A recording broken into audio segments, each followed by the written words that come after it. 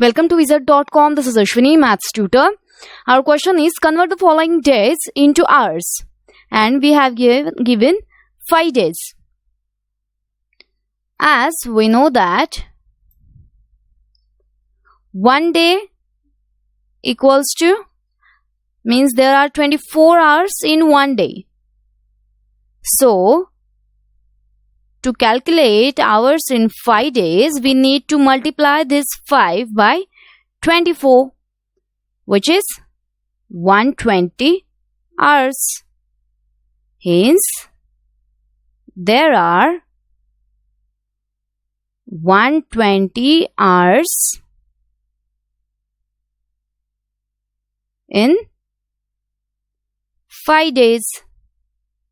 That is 5 days equals to 120 hours.